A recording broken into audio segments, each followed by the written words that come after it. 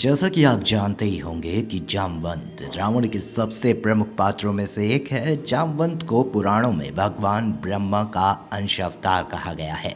एक रूप से सृष्टि की रचना करते करते दूसरे रूप से भगवान की आराधना, सेवा और सहायता के लिए भगवान ब्रह्मा जामवंत के रूप में अवतारित हुए थे। हालांकि उनकी गिनती सप्त चिरंजीवियों में नहीं की जाती, लेकिन वे भी एक चिरंजीवी ही थे जिन्होंने द्वापर युग में निर्वाण लिया।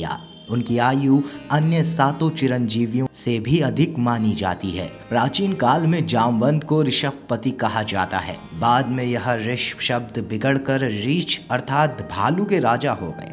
वहीं रामायण आदि ग्रंथों में भी उनका चित्रण भालू मानव के रूप में किया गया है। उनके जन्म के विषय में भी अलग अलग कथाएं प्रचलित हैं। एक कथा के अनुसार एक बार जब ब्रह्मा जी तप में लीन हो गए थे, उसी समय उन्हें जमाई आ गई और उससे ही प्रथम रीछ का जन्म हुआ। उनकी जमाई से जन्म लेने के कारण उनका नाम जामवंत पड़ा। वहीं अग्नि पुराण के अनुसार जामवंत का जन्म अग्नि से हुआ और उनकी माता एक गंधर्व स्त्री थी। उनकी पत्नी का नाम जयवंती बताया गया है। रामायण में कई स्थानों में इन्हें वानर ही कहा गया है। जामवंत की आयु बहुत लंबी थी। ऐसा माना जाता था कि श्री राम अवतार के समय जामवंत की आयु 6 मनवंतर से भी अधिक थी। उन्होंने मत्स्य अवतार को छोड़कर कूर्म अवतार से लेकर श्री कृष्ण अवतार तक सभी के दर्शन किए, अर्थात श्री हरि के 7 अवतारों के समय वे उपस्थित थे। यहाँ तक माना जाता है कि उन्होंने प्रथम देवासुर संग्राम में भी भाग लिया था। रामायण काल में जामवंत राम सेना के सेनापति थे। उन्हें अत्यंत विद्वान, बुद्धिमान, वेद पाठी और सदा अध्ययन करने वाला बताया गया है। उन्हें सभी वेद, पुराण, शास्त्र कंठस्थ हैं। श्री राम की सेना में वे सबसे अधिक वृद्ध और बुद्धिमान थे और इसी कारण श्री राम भी उनका बड़ा सम्मान करते थे, उनसे सलाह लिया करते थे। उनका आकार बहुत विशाल बताया गया है। आकार में वे कुंभकर्ण से भी तनिक ही छोटे थे। जब लक्ष्मण को शक्ति बाण लगी तो उन्होंने ही हनुमान को 4 दुर्लभ बूटियों के बारे में बताया था, जिनमें से एक संजीवनी बूटी थी। लंका कांड में जामवंत के विषय में अधिक वर्णन दिया गया है। उन्होंने बड़ी ही चतुराई से सेना का संचालन किया और बतौर एक मार्गदर्शक की भूमिका निभाई। रामचरित्र मानस के अनुसार उन्होंने युद्ध में यत्रकूप नामक राक्षस का वध किया था। उन्होंने रावण से भी युद्ध किया और उस पर पात प्रहार किया, जिससे रावण मूर्छित हो गया था। मेघनाद से भी उनके युद्ध का वर्णन मिलता है। जब मेघनाद की फेंकी शक्ति को उन्होंने हवा में ही पकड़कर उस पर ही छोड़ दिया। उसी युद्ध में जामवंत के प्रहारों से मेघनाद भी मूर्छित हो गया था।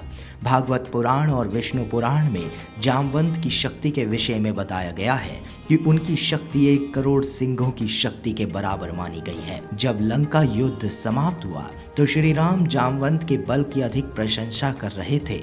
उस समय जामवंत बड़े निराश होकर श्री राम के पास आए और उनसे कहने लगे, हे प्रभु, मैंने तो सोचा था कि युगों बाद मुझे इस युद्ध में आनंद आएगा, लेकिन पूरा युद्ध समाप्त हो गया और मेरे शरीर से पसीने की एक बूंद भी नहीं गिरी।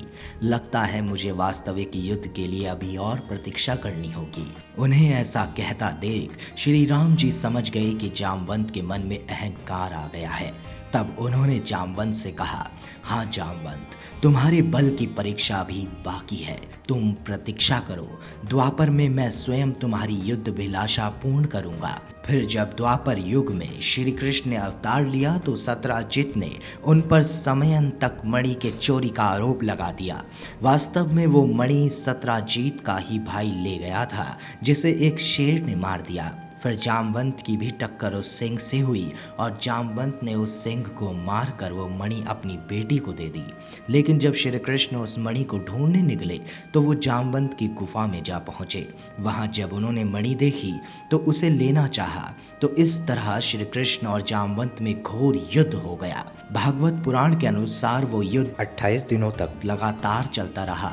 अंत में जामवंत पसीने से लथपथ हो गए और थक गए। जब वे परास्त होने लगे तब उन्होंने श्री राम का स्मरण किया। ऐसा करते ही श्री कृष्ण ने ही उन्हें श्री राम के रूप में दर्शन दिए। जामवंत समझ गए कि अपने दिए वचन के कारण स्वयं श्री राम श्री कृष्ण के रूप में अवतारित हुए हैं। उनका अभिमान भंग हो गया और उन्होंने श्री कृष्ण स्वरूप को पहचान कर उनसे क्षमा याचना की। बाद में उन्होंने अपनी पुत्री जामवंती का विवाह श्री कृष्ण से कर दिया और स्वयं निर्वाण ले लिया, अर्थात जामवंत ने श्री नारायण के दर्शन कर मोक्ष को प्राप्त किया।